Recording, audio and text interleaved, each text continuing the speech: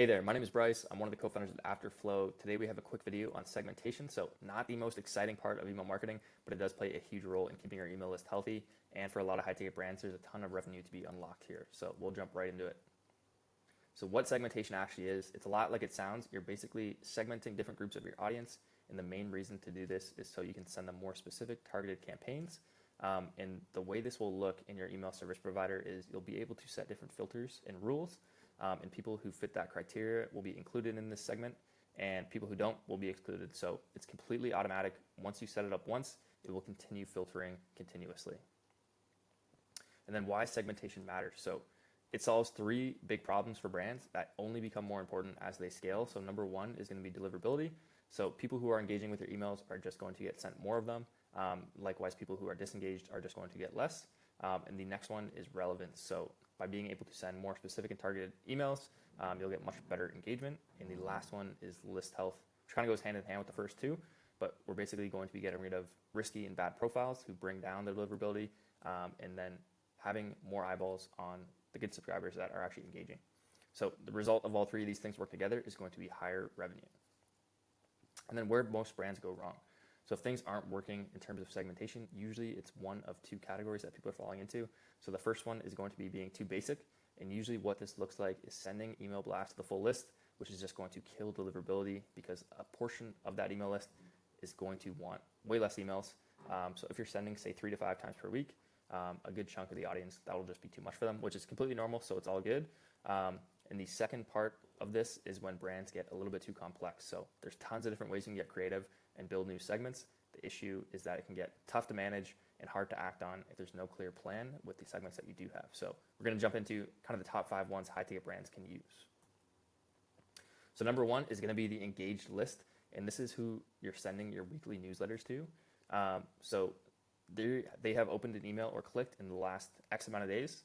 The way you can kind of think about where to set this limit is if your clicks are above 1% and your opens are above 50%, those are kind of the two criteria that you want to get here. So for example, if you start at 30 days and you hit those metrics, you could jump up to say 60, and then you can kind of reassess if you're able to consistently stay above that. If not, maybe you drop down to 45 and kind of keep playing with it from there.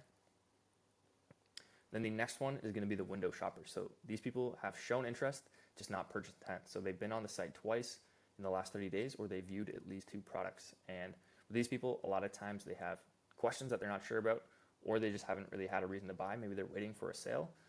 So when a promotion does come around, love to send these people one extra email, just asking if they have any questions, or just reminding them of why the sale is a great time to buy. And usually this will get some movement going. The next one is kind of the next step up from there. So this is going to be your abandoned carts and checkouts. These people have added to cart or started a checkout in the last 60 days. I like to keep this number pretty high just because the high ticket window is much longer than a low ticket product.